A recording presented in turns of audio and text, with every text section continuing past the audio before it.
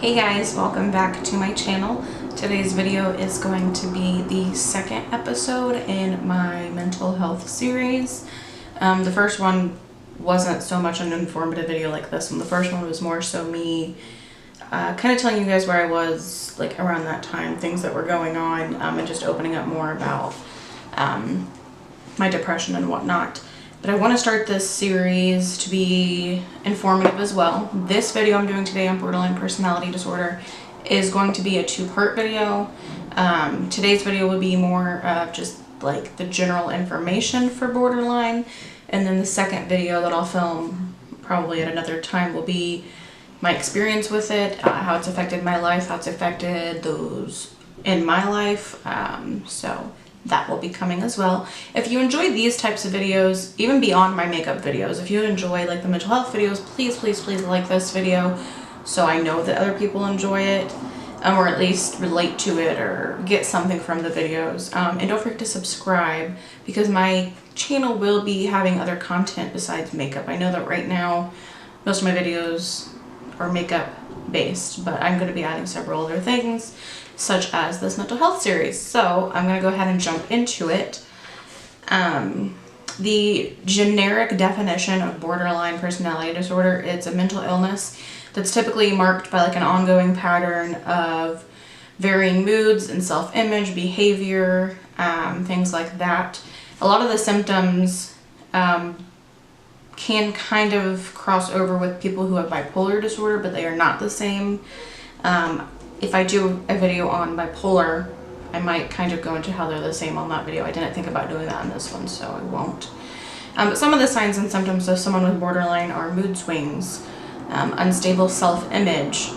I am reading off notes, just so you guys know. That's what I'm looking at. Black and white thinking, kind of thinking things are either all good or all bad. When I say they, I'm saying people with borderline. They typically have very unstable relationships with those in their lives. A lot of people with borderline act on impulsive behaviors. It can be anything from drugs to drinking, reckless driving, shoplifting, unsafe sex, things like that.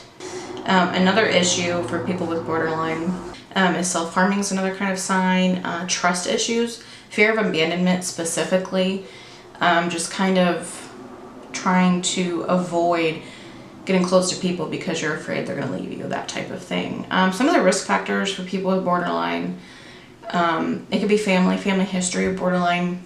You're more likely to have it if someone in your family does. The brain part of this, but there have been studies done on the brain of people with borderline personality disorder, where certain parts of the brain don't act the same as they do in those who don't have it. So I'll get more into that at some point.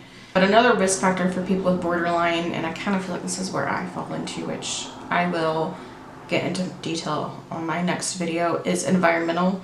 A lot of times people who have borderline personality disorder suffered some sort of traumatic event in their childhood.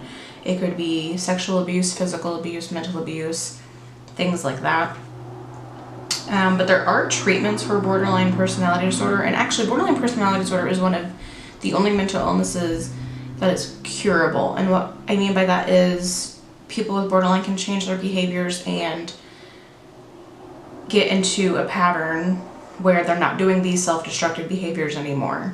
So there's a light at the end of the tunnel for people with borderline. But one of the methods of treatment is therapy, both individual and group therapy.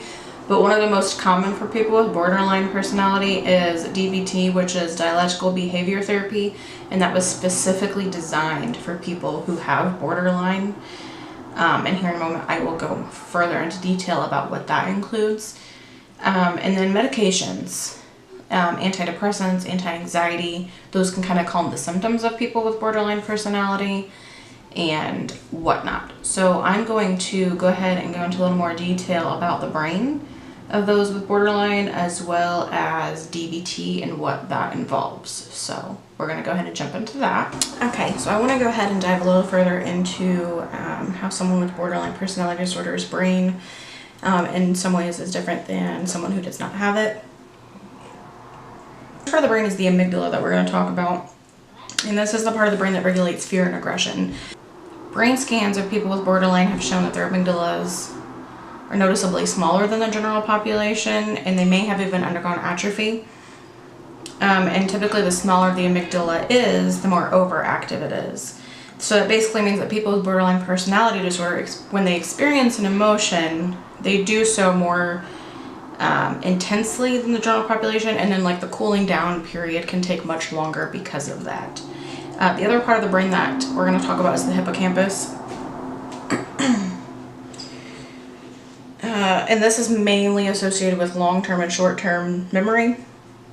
People with borderline personality disorder, their hippocampus is typically in a continuous state of hyperarousal. Basically, it just consistently misinterprets threats, and it relays faulty messages to the amygdala. I'm probably saying that wrong still. Jeez, big words. It basically just means that people with borderline personality disorder are more likely to encounter other people and see them as threats. And the last part of the brain we're going to talk about this also has to do with the hippocampus, but more specifically the pituitary adrenal axis, because it's primarily responsible for the body's production of cortisol. Now, cortisol is a chemical that's released during times of stress. Studies have shown that people with borderline personality disorder have abnormal amounts of cortisol in their bloodstreams. The reason for the atrophy and the amygdala, and the hippocampus is because of the high levels of cortisol have eroded away parts of that, and you can see that in the brain scans. And I can go ahead and upload a picture of that right here so you can see what I'm talking about. And then we're going to go ahead and talk about DBT again, which, like I said, is the therapy that was designed specifically for people with borderline personality. DBT is basically just broke down into 4 modules. There's mindfulness, interpersonal effectiveness, distress tolerance, and emotional regulation. They break down each of these modules and go through different skills they teach you and how to apply those to your life as someone who has borderline personality. But the one specifically, the last one, emotion regulation, is probably like the most, I don't know if I'd say the most important, at least for me it was. But it's basically to learning to properly identify and label emotions, because a lot of people with borderline personality don't always understand what they're feeling and why they're feeling it. So identifying that is definitely one of the things they focus on during the 4th module of DBT. It's just like a general overview definition. I didn't go into too much detail about borderline, but I do want to film, I don't know, I might film it tonight, I have no idea, how borderline's affected me, my experience with it, how each of these things has played into my life. But the other thing I do want to mention is that with all these symptoms that borderline personality displays, not everyone with borderline will have all of these symptoms. Everyone is completely different, and sometimes that's why it's hard to diagnose. If there's any specific mental illness or mental health issue, tips, any specific video related to mental health that you want me to do, please suggest it. I'm willing to do whatever you guys want to see. I like to do research. Today's video was a little rushed because it's like 1,000,000 degrees in here and I'm like sweating balls. So, but yeah, in the next video I will be going into more personal issues, but it'll make it easier to understand, I think. And maybe you have borderline, maybe you know someone who has borderline, and I think as someone who has it, for me, if the people in my life understood it more, I think it would be easier for them to deal with me. Not that it's their responsibility to do that. You know, they don't have to, but it is nice for those who are willing to learn more about it and make everyone's life a little easier. So I hope you guys learned something from this video. If you liked it, please give it a thumbs up.